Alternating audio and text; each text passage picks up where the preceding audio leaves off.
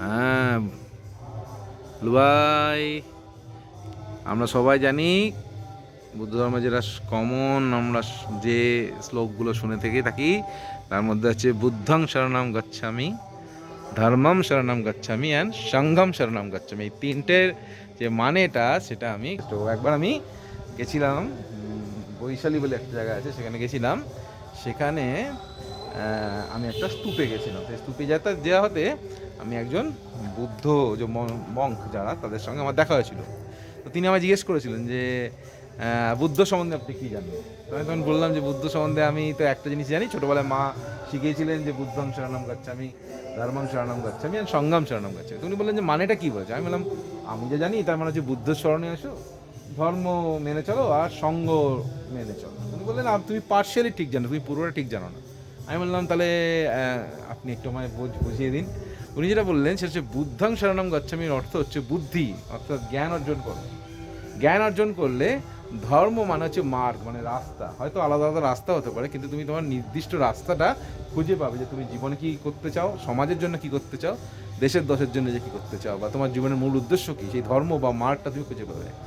সংঘম শরণম গচ্ছামির অর্থ হচ্ছে এই যদি তুমি রাস্তা খুঁজে পাও, যদি মার্গ খুঁজে পাও, তাহলেও তুমি একা সেটা কখনোই অর্জন করতে পারবে না। একা তুমি পারবে না। যেরকম আজকে এখানে আমরা যখন অ্যাটেন্ড করছিলাম, উনি বললেন যে ইন্টারডিপেন্ডেন্স। আমি যখন যাই বিভিন্ন দেশে গিয়ে যখন এই কথাটাই বলে বেড়াই যে ইন্টারডিপেন্ডেন্স মানে কি। যখন আমরা জীবনে প্রথম জন্ম লাভ করি তখন আমরা ডিপেন্ডেন্ট থাকি মা বাবা কারো প্রতি। সেরকম কর্মক্ষেত্রে আমরা প্রথমে যখন কাজ শুরু করি আমরা কারো না কারোর প্রতি ডিপেন্ডেন্ট থাকি। তারপর আমরা সেই কাজটা শিখে যাই, আমরা সেই কাজটা করতে পারি, আমরা বিকাম ইন্ডিপেন্ডেন্ট। আমরা নিজেই আমরা নিজের কাজ করতে পারি। পরবর্তীকালে যদি বড় কিছু করতে হয় তখন আমাদের সবার সঙ্গে মিলে চলতে হবে এবং সবাই একে অপরকে হেল্প করে চলতে হবে, কারণ প্রত্যেকের জন্য ভগবান আলাদা আলাদা কোয়ালিটিস বা ক্যালিবার্স দিয়েছে। সেক্ষেত্রে সংঘম শরণম গচ্ছামির অর্থ হচ্ছে সংঘ বা একটা দল বা একটা সবার সঙ্গে করেই তবে জিনিসটা তুমি অ্যাচিভ করতে পারো।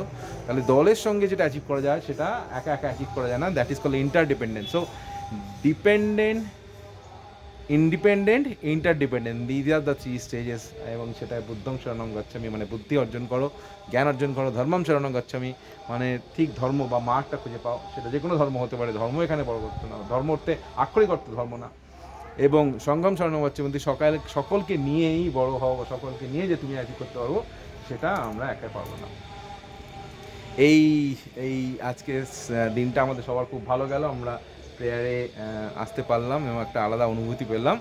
এবং আমরা সবাই একবার এই বুদ্ধং শরণম গচ্ছামি, ধর্মং শরণম গচ্ছামি, সংঘম শরণম গচ্ছামি বলে আমাদের এই বক্তব্যটা আমরা এখানে কনক্লুড করবো। এবং আমরা চেষ্টা করবো যে যাতে সবাই, যে কোনো ধর্মই আমি মেনে চলি, আমার সব ধর্মের ভালো দিকটা আমার ভালো লাগে, আমরা সবাই মিলে এটা চান্ট করবো। এবং এসে সবাই চলে আয়, আমরা এখানে গৌতম বুদ্ধ সামনে বুদ্ধ আছেন, আমরা ওখানে ওনাকে এটাই চান্ট করে আমরা শেষ করব।